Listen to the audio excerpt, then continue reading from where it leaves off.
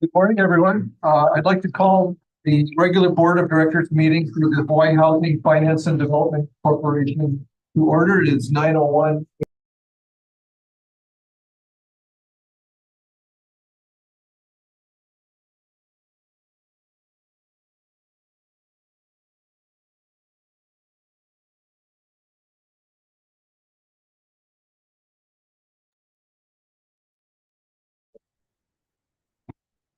Today's attendance, we have Chair Gary Mackler, Vice Chair Carol Ryman, and Directors John Sasaki, Jay Kimura, Don Mende, Scott Glenn.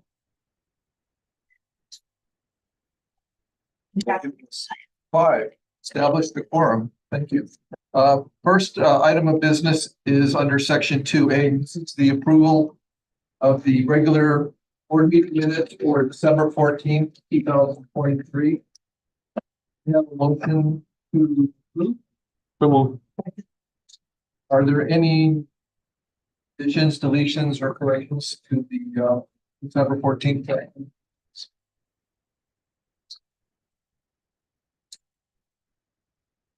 Hearing none, I'll call for the motion. All those in favor say aye. Aye. Aye. Any opposed? Carries.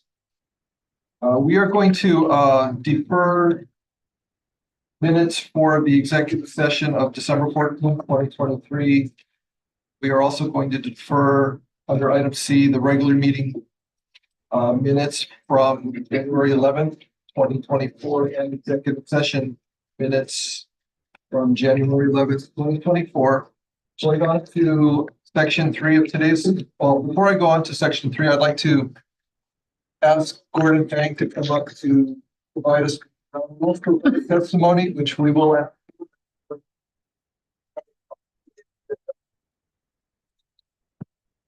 Chair, Vice Chair, board members, and public. Anyone wishing to present oral testimony today should indicate by informing the chair. Oral testimony will be limited to 3 minutes, subject to the discretion of the chair. Your testimony must be related to an item on the board agenda. Before you begin your testimony, we ask that you identify yourself and spell your name for the record. After 3 minutes, I will call time, after which you will have 15 seconds to conclude your testimony. Please keep in mind that this is an opportunity for you to share your thoughts with the board.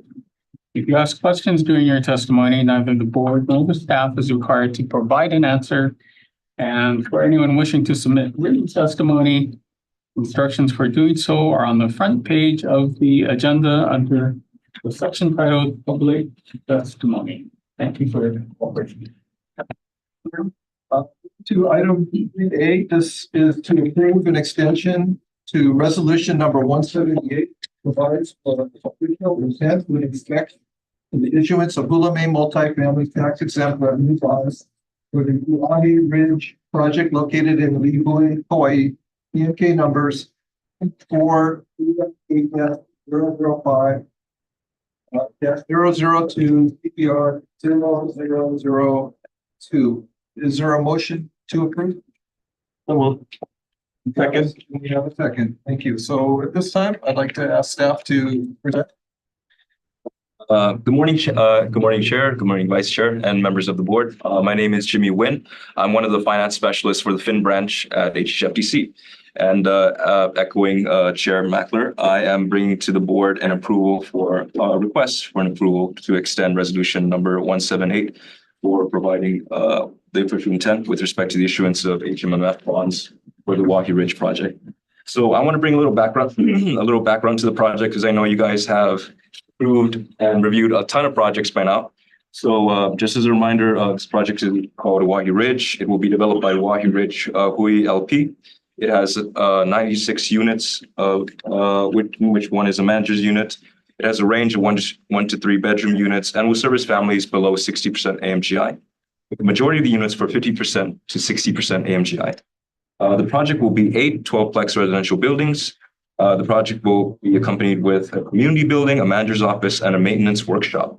Now, the great thing I want to highlight about this project is that the families who will live in these units will have refrigerators, washers, dryers, and the kids can play at a nearby playground / tot lot. So the board approved this project for an award on August 11th, 2022. The state has formally started the closing process for this project, but we're coming back to because the HMMF bond issuance deadline is currently February 28th, 2024. So it's coming up in about 2 weeks. Like I can work miracles, but not this much. So HHFDC reviewed the extension request based on the progress made in 3 key areas: site control, entitlements and permits, and financing commitments. Our criteria for site control have been met through an option agreement, purchased the fee simple ownership of the project site from the current owner, Omalu Plantation LLC. Entitlements and permits have been met as well. The project has all required discretionary approvals and a project development use permit from the County of Kauai. The project has a EA exemption from HHFDC, and permits are expected later on in Q1 2024. Financing commitments have been met and verified as of this for action, with the awardee providing letters of interest from all required funding sources, including Hunt Capital Partners, the LIHTC investor for the syndication of the federal and state LIHTC, and American Savings Bank for the sale of the tax-exempt bonds. Project also has project-based vouchers for 17 units from the County of Kauai and a $25 million rental housing revolving fund award. The project is still undergoing review from HUD through the subsidy layering approval process, but is making progress in their submission. And we've been having status calls and formal bond calls with developers, so we've been keeping a close eye on the project. They've been making very good progress. So with this in mind, I'd like to formally bring to the recommendation of the board. Staff recommends that since project has met our criteria for site control, entitlements, and permitting, and financing commitments, that we recommend the board approve the following: to extend the deadline to issue the HMMF bonds for the Oahe Ridge project to August 31st, 2024, from the original deadline of February 28th, 2024. And to authorize the executive director to undertake all tasks necessary to effectuate the purposes of this for action. We also have developers Dean Sakata and Chris Flaherty in the back there to answer any questions from the board. This time, I'd like to invite any questions. Representatives here today in the room.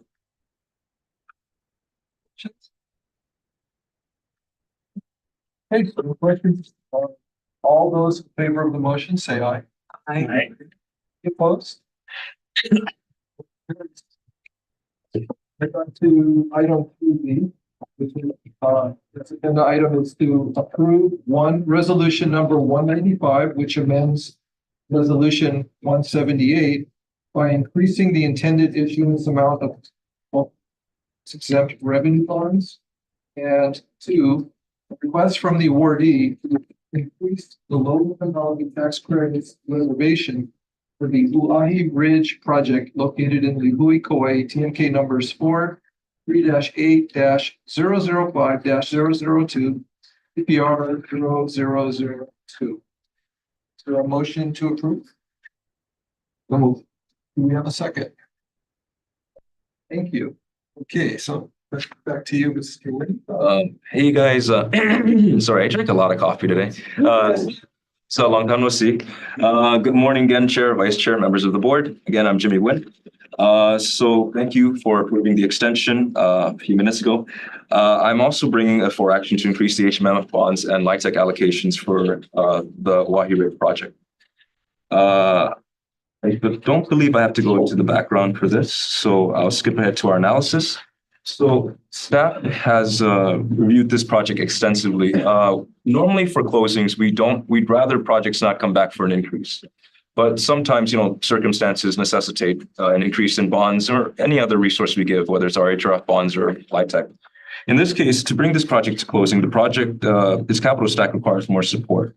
As stated, we'll need an increase up to roughly $36 million in bonds from the $34 million originally awarded, and $3.25 million in LIHTC from the original $2.75 LIHTC awarded from the 4% non-volume pool. Wind Branch reviewed commitment letters from the lenders, investors. We had meetings with the developer to review each line item change, and we rescored their application in their funding round cohort. So with these three in mind, I want to clarify that commitment letters supported their numbers, cost increases were reasonable, and their applications still would have merited an award with the new numbers. Total project budget increased by $6.6 million, roughly 10% increase, primarily due to increases in construction and financing costs. Site construction increased by $2.5 million due to additional costs with the construction of a connection to an offsite private sewer treatment facility, additional mass grading, and the installation of a stormwater underground detention system. Financing and syndication costs increased by around $2 million due to higher interest rates and higher fees commensurating with the increase in loan principal. Costs are mitigated by additional equity from the increase in LIHTC, larger senior permanent loan, and equity from the sale of PV and solar tax credits. The developer is keeping its fee at the same amount while deferring a larger portion to post-construction. So the developers are very committed to creating this affordable housing. They've kept their developer fee the same. I really want to highlight that. The total project cost will be $72 million. The cost per square foot is $1,022 per square foot. And the cost per unit is roughly $750,000. So $750,000 to $1 million. It's a lot higher than the average. I just want to highlight that for the board's consideration. But again, the staff has reviewed their requests and reviewed the numbers. It seems reasonable given their circumstances. Costs are higher than the cohort average due to Kauai's market price for developable sites. There's just a scarcity of land that is available for sale and for the construction of affordable housing. The offsite improvement costs are higher because the project will have to connect to a privately operated sewer treatment plant located across Kamui-Ali'i Highway. This will require the installation of underground pipes through microtunneling under the highway and other properties connect to the sewer treatment plant. The site requires extensive grading and drainage improvements as well.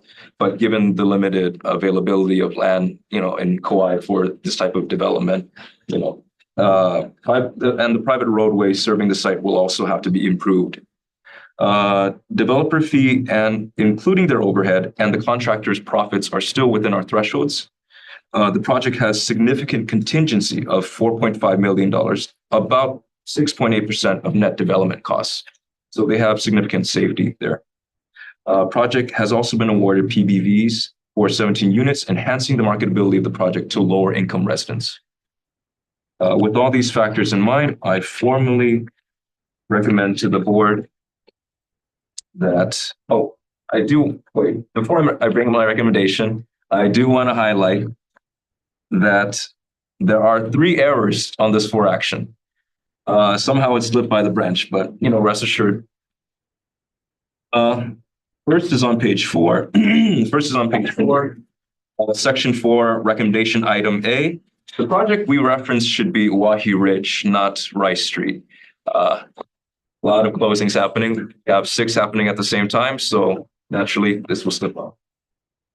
The second I want to highlight is Exhibit E in the draft of Resolution 195. The director's signature line for Nani Maderos should be read Scott Glenn, Director.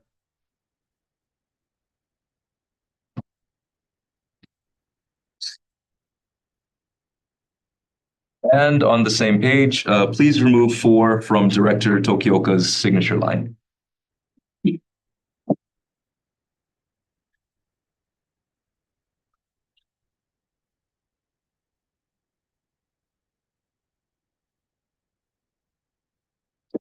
I believe with those 3 corrections, now I can formally bring a recommendation to the board. So again, Chair, Vice Chair, members of the board, thank you for your patience. Staff is recommending that you approve the following. Resolution 195 attached, which amends Resolution 178 by increasing the intended tax-exempt issuance of HMMF bonds for the Wahi Ridge project up to $36,080,800 from $34,080,000. Subject to the provisions and conditions attached as Exhibits F and H. Increase the award of annual federal and state LIHTC, annual federal LIHTC over a 10-year period to $3.25 million from $2.75 million.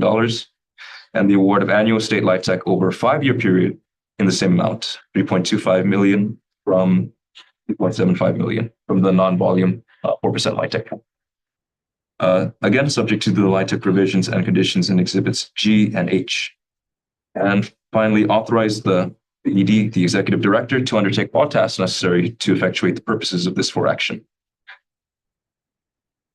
Board members, do you have questions for staff?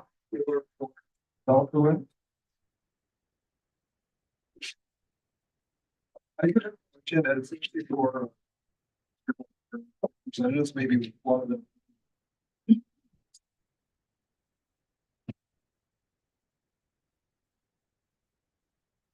Dean Sakata, how are you? Thank you, Chairman Mackler. Dean Sakata from Market I Development. just wanted to see if you can give us an update on the sewer line connection that's required for Hawaii Ridge, because I know there was a concern previously with a 9% award. It's something that we were staff was talking about. How are you getting into the sewer? So we've been working with the Department of Transportation. We're required to enter into a use and occupancy agreement with them. So, yeah, we've got comments from them, and we've responded to their comments, and we're working through the process. You see that as causing delay to the project development? Yeah, it could, but we're working through it with DOT. Yes, it is another process. And we'd like to close sooner, but it's something we need to work. Thank you. Chair, if I may, the governor's office is also tracking this. Great. Okay. Thank you. Thank you. Why there? Thank you. That's all I wanted to ask you, and just to see how you do. Thank you. So, not, all those in favor of the motion, say aye. Any of the case? Hearing done, the motion carries. We go on to, item 3C on today's agenda, which is to authorize for exemptions from statute. Going to section 201 H-38 statutes and approve one certification of HCDC Hawaii Development LLC, other successors to be approved by the executive director as an eligible developer pursuant to section -37-24 Hawaii Administrative Rules, and 2, project proposal, and 3, execution of development documents for approved exceptions for Momi Kapa'a project located in Kapa'a, Kauai, TMK number 44-5-015-007-038 and 042. Is there a motion to authorize? Do we have a second? Okay.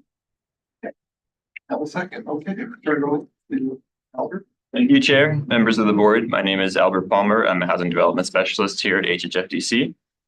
The Ka'alei Momi Kapa'a project is a proposed 124-unit residential project to be constructed on land owned by the Hawaii Public Housing Authority, Kapa'a on Kauai.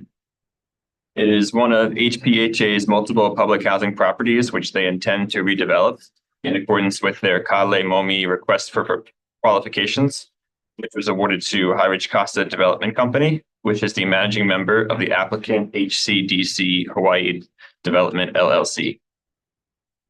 The site currently contains 36 residential units in 19 one-story buildings, which will be demolished to make way for the new development, which will consist of 124 residential units in 13 three-story buildings. There will be 35 one-bedroom units, 65 two-bedroom units, 14 three-bedroom units, and 10 four-bedroom units. 14 units will be at 30% AMI, 14 at 50%, 95 will be at 60%, and there's one manager's unit. This project is being developed pursuant to the governor's emergency proclamations for affordable housing, the latest version being the fourth proclamation issued on January 18th, 2024. The emergency proclamations suspend Hawaii Revised Statutes 201H-38A3 to the extent that it allows the Hawaii County's Planning Department to approve the 201H exemptions instead of the County Council. The approximate total project cost is $70 million. Items 3E and 3F on page 3 show the proposed budget and sources of funds. The sources of funds contemplate potential financing and tax credits from HHFDC. Approval of this for action does not obligate HHFDC to provide any such award. Subject to award of funding, the schedule anticipates construction starting in November 2025 and finishing in March 2027. HHFDC published an environmental assessment exemption notice for the project in the environmental notice as of today.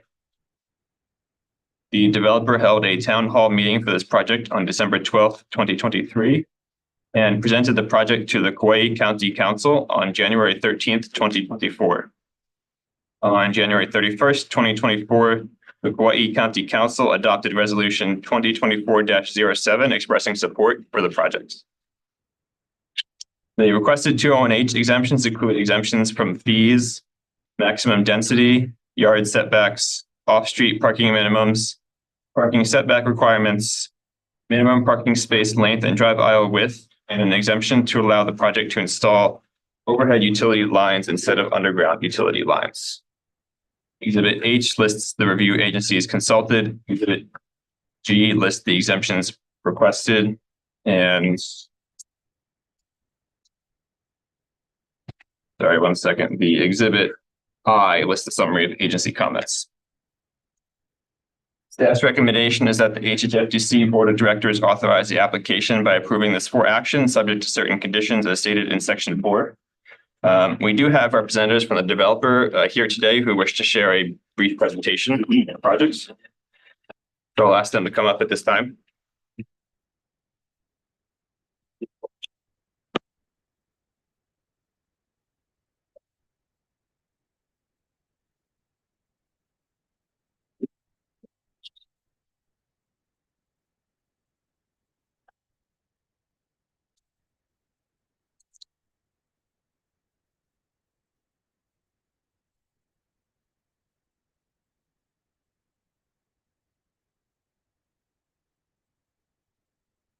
Would you like to introduce yourself? Yeah, sorry. My name's Sam Marica. I'm with HHFDC Development Company. Thank you guys for giving us the opportunity to present today for Kapa'a Homes.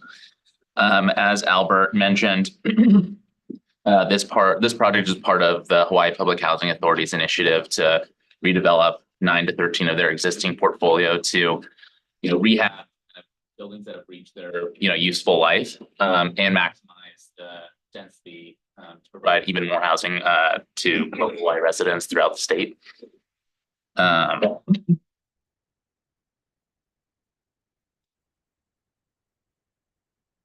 So just running through the agenda really quick today, just give you a brief kind of overview of our team. As Albert had previously mentioned, there are current residents who live on the property. So we're going to kind of walk you through the protections and provisions in place to relocate those residents during construction and hopefully bring them back to the community once it's built.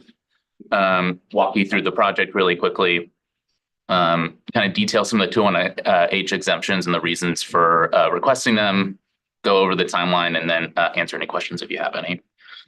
As I mentioned, again, this is a partnership with the Hawaii Public Housing Authority. They're really the lead on this initiative to redevelop their existing site. Obviously, HHFDC is the master developer over that. And we also have our local development partner, Chris Duker, here with Form Partners to kind of lead these redevelopment initiatives. This is kind of the team that the Hawaii Public Housing Authority as the lead is kind of assembled. Obviously, it's really a priority for the staff there to kind of push these projects through. So this is the team that they've assembled.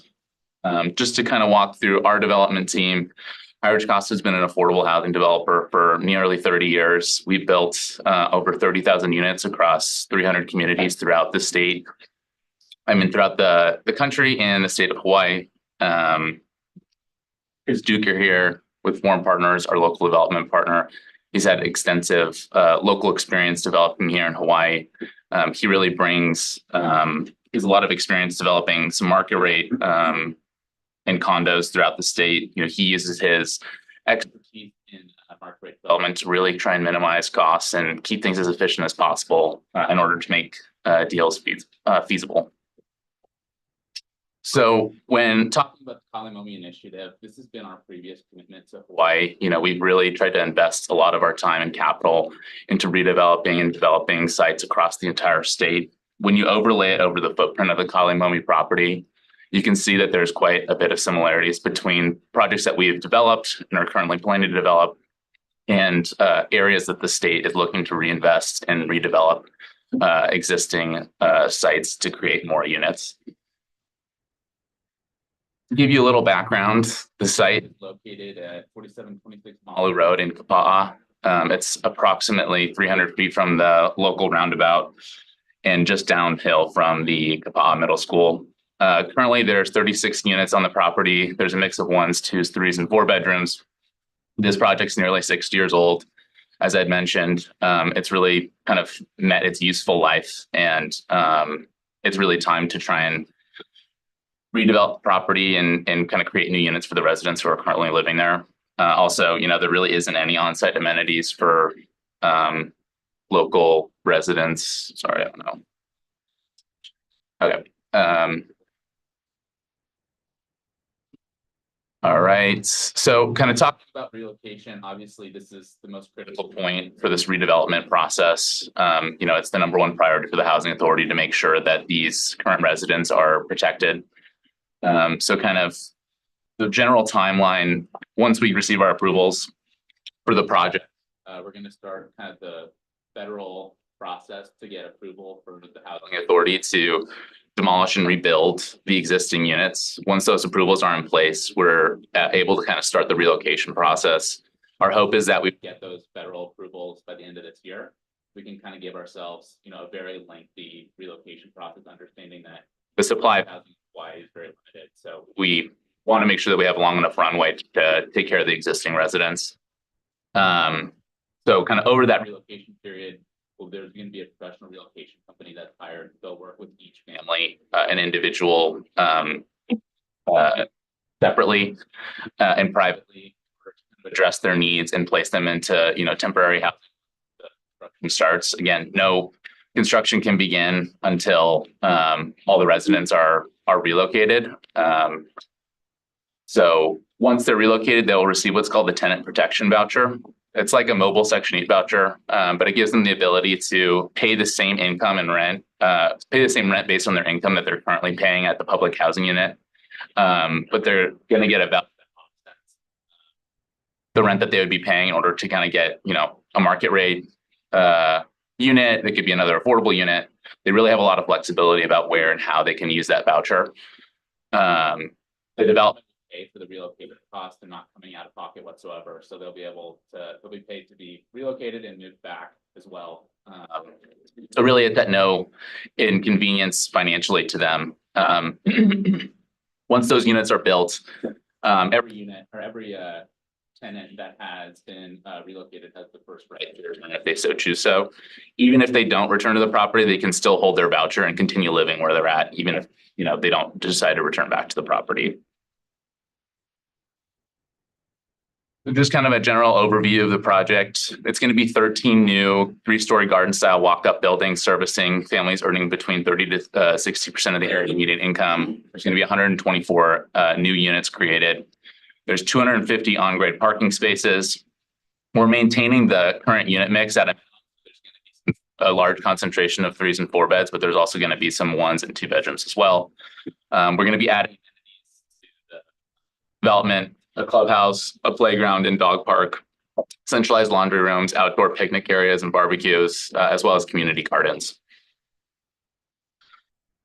This is the general site plan for the project. One of the site constraints when developing this is the roads that run through the property are actually roads. They're public, so we had to kind of retrofit the property to fit within the existing roadway condition. Their intent is obviously to maximize the amount of units that we can provide while making sure that it's livable, safe, and practical. We really tried to disperse the parking throughout the project to kind of make it convenient for residents so they don't have to walk long distances or centralize parking to kind of make it inconvenience. The center part of the property right here is where the clubhouse is. There's units stacked above it, but all the amenities are kind of in a centralized location to try and make it most accessible to everybody who's living there. All the tot lot playground areas, as well as, any outdoor amenity spaces are going to be gated to try and maintain, the safest condition possible offered at the project. Just think here, and yeah, that's generally kind of, we'll walk through a bit of kind of like basic floor plans here. This is kind of the community space that we talked about here with a ground floor multi-purpose clubhouse room. There's, offices for on-site management, maintenance. We have our centralized laundry area, as well as kind of a kitchenette and multi-purpose room. This is a concept for our landscape and kind of outdoor community spaces. As we continue to further define this, we're really going to try and maximize the amenitization of this space in order to kind of encourage gathering spaces and really try and foster a sense of community at the project. This is the general elevation for each building type. These are obviously 3-story garden style walk-ups. Kind of meeting with local residents and meeting with local county staff. We really try to design this to be weather resistant. You can see kind of all the landings are covered for rain and weather exposure. In every ground floor unit, we have all bedroom type for anybody with mobility impairments. This is just kind of a general range of people that the property can service and kind of their general resident profiles that we're trying to serve at the property. Obviously, there's a very big range of incomes that are being served. Really, this should try and target, workforce families that are employed trying to make a living. And this kind of represents the clientele or the tenants that we'll be serving. This is the, gross rent breakdown per bedroom size. As you can see, again, this is the gross rent. Once we close and the utility allowances for that year are published, that gets deducted from their rent. But as you can see, again, it is a really big range of individuals served and income levels served at the property. Just walk HV exemptions. A lot of them have to do with processing various building permits, as well as fire plan review charges and connection charges to the wastewater and sewer water treatment and sewer connection systems. Going through kind of the zoning ordinance waivers, obviously the intent of everything we're trying to do here is to maximize the density that we're building on the site.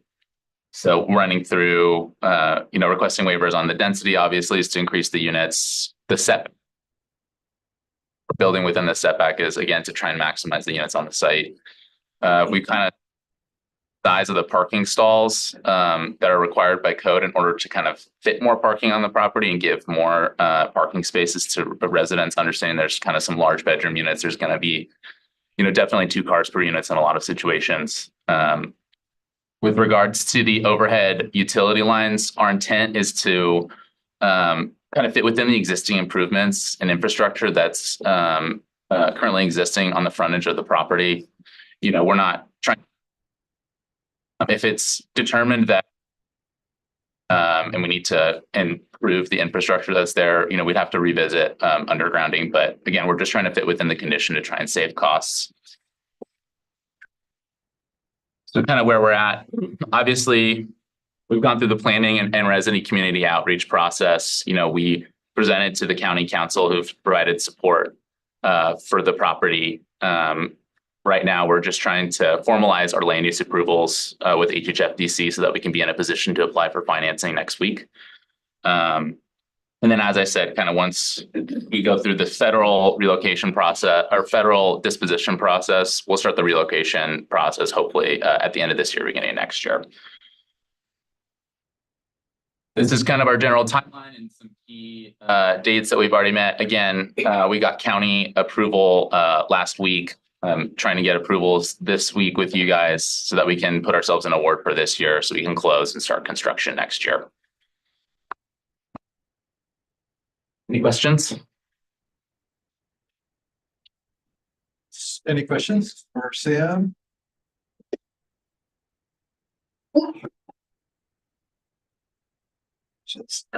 Today. Easy. So, all those in favor of the motion to authorize? Please say aye. Are there any? Hearing none, motion carries. Thanks. To item 3B. To approve Hawaii Leasing Finance and Development Corporation's purchase of equity in designated units within project located at 2599 Kapiolani Boulevard, Honolulu, Hawaii. TMP numbers 1-2-7-002-011-015 and 031-049 in accordance with chapter 9 Hawaii Administrative Rules, and 2, a set aside of dwelling unit revolving fund equity pilot program funds for the project. Ask for a motion to approve. So moved. We have a second. Second. Is there anyone in the public who would like to give testimony on this agenda item? Hearing none, we will turn it over. Morning, Chair, members of the board, Lorna Kumitani, Real Estate Services Section. This for action is a continuity of act that was passed last year by the legislature, Act 92. On October 12, 2023, this board approved Chapter 50-309 to implement the provisions of Act 92 and to establish the framework for the dwelling unit revolving program or the DEP program, utilizing up to 10 million the existing DERF funds for this program. The purpose of the act and highlights of this program as outlined in the rules is listed there in Section 8. Following the board approval of the proposed new rules, HHFDC received interest notice from the developer of the Kui Lake Place project, developer 2599 Kapiolani LLC, expressing their interest to apply this DEP program to unsold affordable units subject to adoption of the rules. The developer submitted a preliminary list of unsold affordable units as outlined and summarized there in this Section B of the board action. In January of this year, the rules were adopted by Governor Josh Green, affirming the following items as listed in Section C. Primary one being that subject to the approval of the board, the HHFDC will enter into an agreement to purchase designated equity units in a for-sale housing project. This particular project, Kui Lake Place, is going to be the first its kind. The agreement will specify HHFDC's equity, the units in which the equity will be allocated, the total amount to eligible buyers for this project.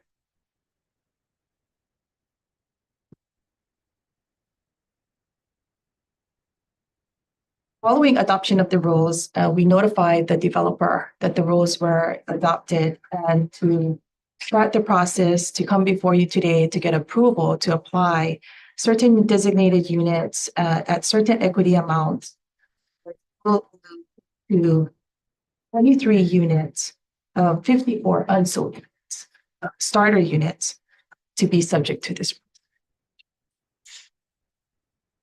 Ideally, this program is best applied to the start of a new housing development project, right? So HHFDC can pick and choose the units in which to apply this program, as well as the allocated amounts to reduce the price to offer homeownership opportunities to the target group identified under this program.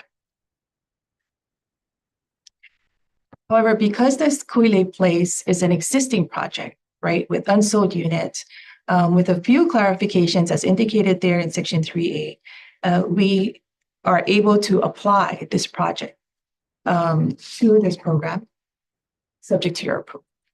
So recommendation is being made that the board approve the following for the Kuile Place for sale housing development project, substantially as described in this for action as listed here in section 4. The developer is here if you have, or if you have any questions, I can answer with regard to this. Do you have questions for Laura? Yes, thank you. I have two questions. So B is the updated list. So really the B list, that was the preliminary one, those units did sell. Is that the case, or did they just take them off the ask for the equity buy down? Yes, so part of this initial preliminary list that came in included 3-bedroom units. This program applies to starter units, which we defined as basically, studio, 1-bedroom, bath and equity. So based on the rules, the list was reduced. Yes, it was reduced. This is the first type of this type of program. Starter units, although it's defined in the development rules, is not outlined as to the type of units that it would apply. However, we had looked at it from the standpoint of which it's defined in here as units prioritized of limited size designed to meet basic density without eliminating needless design and space amenities. So, from the concept of a forever home, a starter unit is not your forever home, but it's just to enter into the marketplace of homeownership. So the building would still have affordable units unsold that would be outside of this effort. Yes. And so in this case, there's a total of 54 unsold 2-bedroom bath and a half. But so we're allowing the developer to make this available specifically for that initial 30-day period, right, for this target group, but not limiting them from selling the units to any affordable buyer who's interested. Yes. Sorry, just one more question. So the total amount being applied here is the 2.2, and you said there's a cap of 10 million. So this still leaves funding available for other projects if they wanted to come in, try this also. Yes. Okay. I have a question for the buyers who are able to utilize the subsidy with buy down purchase price. What would be the terms that they would be subject for the return or repayment of this equity? Yes, so that's outlined in the rules. So there's an owner occupant, and I should step back and just explain that these are being applied to affordable units. So this is a 2-step process, right? You have to meet the affordability requirement for these units and then also the requirements under this program. The repayment of this program is basically a 30-year program at 1% interest per year. There's also a shared equity component on our allocated amount. And so if they would refinance, of course, if they sell the property or if they transfer the property, that's when the amount is due and payable. So ideally, after 10 years, if they sell the property, then we can expect the money back. But if they do anything within that 10 years that is allowed under a program, the affordable program, then they would also have to. That's just for the developer who's here. If you could introduce yourself. Question on how you do this subsidy as part of the sales activity. Yeah, thank you so much for the question. And Alana Kobayashi Pakala, representing Kobayashi Group, as the developer of Kuile Place. We think it's an incredible program, really identifying 4 areas of our community where the employment categories are underserved and a challenging area for housing.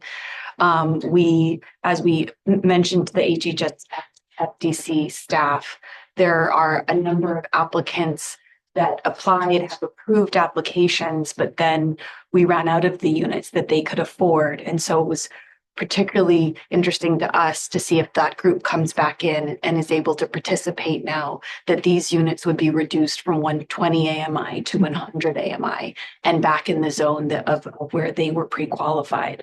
So, again, that educators, healthcare workers, law enforcement, and agricultural field workers were,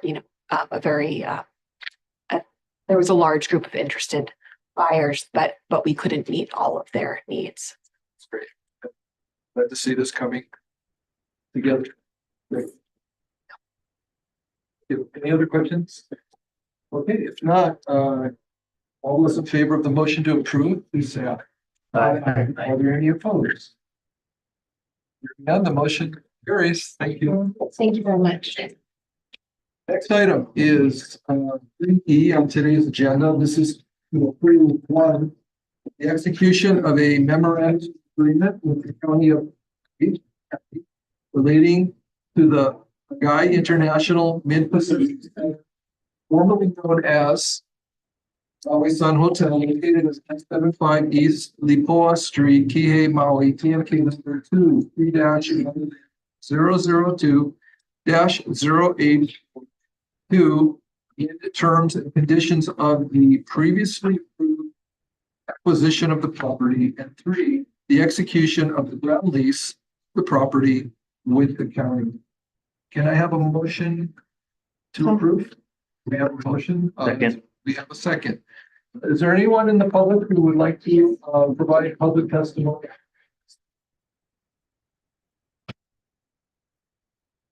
Hearing none, I'm going to turn it over to Chris Witter, our chief planner. Good morning, Chair and members of the board. Before I get in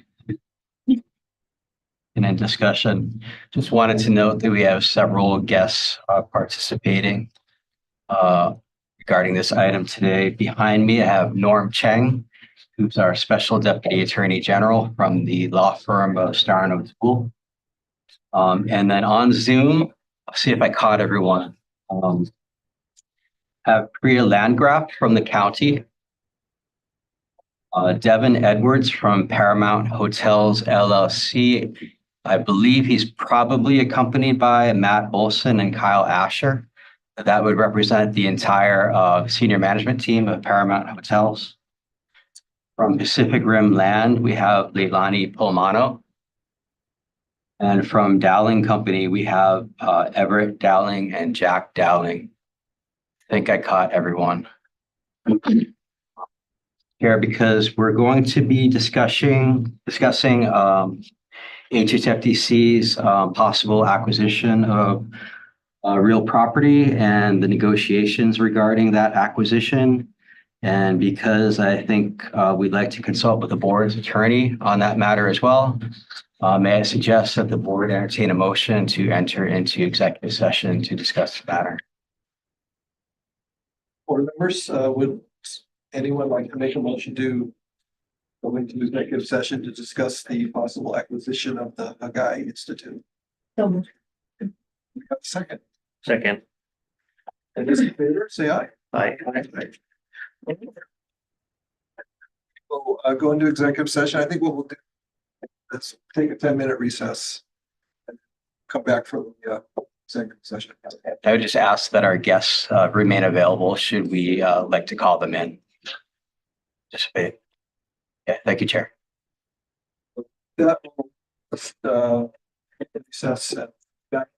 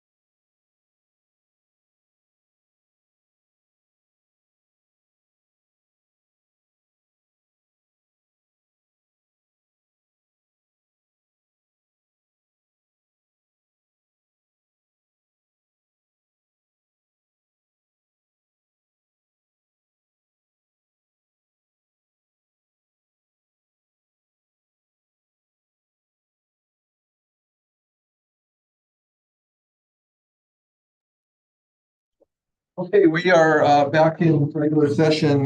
We just left the executive session to discuss the possible acquisition of Sky Institute. And in general, we discussed the approval of a memorandum of agreement and its terms regarding the property and also the amended terms and conditions from the board's prior authorization on November 9th. And for the execution of these of the property with the county of Maui. We do have a motion on the floor to approve this for action, and if there are no further questions, I'm going to call for the question. All those in favor, say aye. Aye. Hearing none, the motion carries.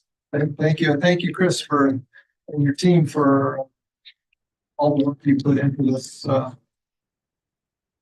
one project. Chair, I want to, this went from a very simple transaction to one that was very complex. Want to commend the Senate staff because there were many uncertainties that we had to work through and twists and turns that worked.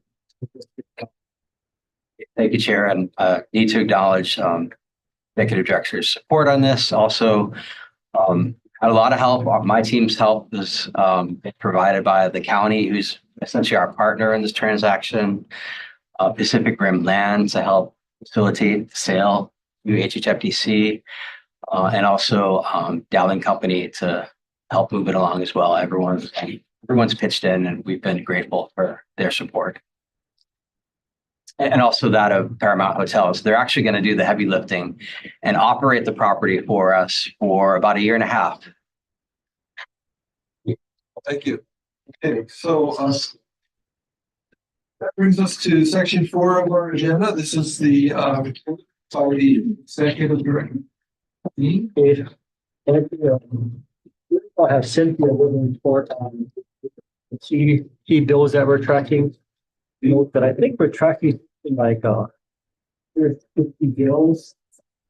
Cynthia is very busy keeping us on schedule, making us know when they're scheduled, drafting testimony for us.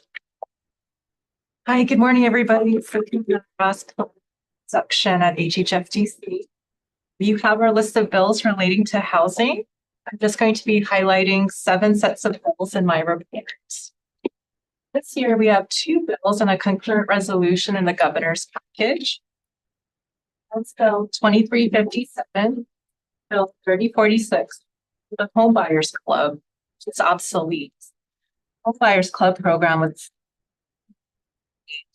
Since then, HUD started approving nonprofit counseling agencies to do this work statewide. Nonprofits do it more cost effectively. House Bill 2357 just passed out of the Housing Committee. It needs to be heard in finance. House Bill 2358 and Senate Bill 3047 exempt affordable housing projects within the state urban land use district or up to 15 acres of land in the state agricultural land use district from current environmental assessment requirements. This addresses the lengthy entitlement process for affordable housing. The Senate bill is getting heard later this afternoon. And then finally, the concurrent reso HCR 8 and SCR 6, they seek the legislature's prior approval for the dedication of Kukuia Street roadway to the County of Maui. The concurrent resos have not yet been referred to any committee. Other bills I want to highlight, House Bill 2549 and Senate Bill 2836 established the Interagency Council for Maui Housing Recovery. The increased coordination will help streamline the permanent housing recovery process. The head of the 38-member council will be executive director. So House Bill 2549 was heard in Water and Land jointly with the Housing Committee yesterday. It has 2 other committees to go to, Judiciary and Affairs and the Finance Committee. So this is one of our triple referred bills that were. Senate Bill 2836 will be heard later this afternoon. Okay, so they're both moving. House Bill 1760 and Senate Bill 2339 is the bond recycling program. This program is designed to preserve and recycle prior year's tax-exempt private activity bond volume cap whose proceeds are needed only for a short time, such as during construction, that would otherwise expire upon repayment, would support and expand affordable housing development in the state. So the House bill just passed out of the Housing Committee and it's going to finance. I was going to discuss some budgetary items last. Is that okay? So House Bill 2292 and Senate Bill 2833 appropriate funds to HHFDC for one project manager, 3 positions to aid the development of affordable housing options. So the House version was passed out of the House Housing Committee just yesterday. And the Senate one was passed out with amendments just last month. And finally, the state budget, House Bill 1800 for fiscal year 2024-2025, we have $50 million in DERF and $200 million in rental housing revolving funds. So the means of financing is changing from general funds to general obligation. The budget decking deadline is March 11th. In terms of deadline, next week, Thursday is the first lateral deadline. So what that means is bills must be ready for their last committee hearings. So if they're triple referred bills, that means they have to be out of their second committee. If they're double referred bills, they have to be out of their first committee. That's it. That's all I wanted to share. Just let me know if you have any questions. Thank you so much. Questions for Tim? If there's any time, I know there's a lot of housing bills this year. If you have questions about them, want to know what their status, where our position is, feel free to contact me anytime.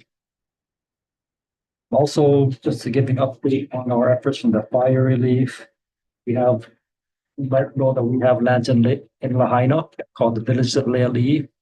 HHFDC has about 400 acres there. We've been working with EPA on potential site on our property. It's been in the news that EPA is looking at a site at Kaanapali 2020 that still is their primary site, but in the event that that site cannot be developed, we are looking at using some land that live as a backup. We're also working with the Department of Human Services for a separate housing project, lands at Leali. This would entail possibly up to 500 units if enough land structures available. So I'll keep you apprised of those projects as they move along. Also, just recently, there was some news about a permanent landfill. Companies looking for what site was noted as being on Leali. We don't know exactly where. We haven't been consulted about that, but we'll keep you abreast of that if that moves forward. In the finance branch report, you might have seen something about the lack of funding availability for the mortgage credit certificate program. I am working with David to reauthorize funding for that program. The reason why at one point we were contemplating updating that program was it required activity bonds. And the focus the past few years have been shifting all of our bonds to multifamily projects. And the reason for that is it generates new housing units. But the MCC program is one of the few programs we offer for home ownership. Not a lot of programs out there for home buyers or even anybody over 60% AMI. I think projects are great, but they only benefit that segment of the population, the 60% AMI and below. And it's important that we continue to support ownership for first-time residents. So we're going to be reauthorizing funding for the MCC program. And Dave is also looking at other single-family homeownership. They're called single-family programs, but they're just homeownership programs for their condos or single-family homes, and possibly using our bond cap for those uses also. So if there's any questions, concerns about that, feel free to let me know. Because again, these programs are being diverted away from LIHTC. The bulk will still go to our LIHTC projects, but we do want to support other programs also. funding applications are due February 16th, so over a week. We'll see how many we get. It's been every year, the number keeps going. And just note that there's been recent legislation at the congressional level to reduce the bond test from 50% to 30%. We're tracking that legislation and we're seeing how that will affect our application process. But it's something that we are cognizant of, and we have a strategy to prepare for that. And just lastly, for Waihole, we did send notice of arbitration to the 11 lessees who we have not come to an agreement with.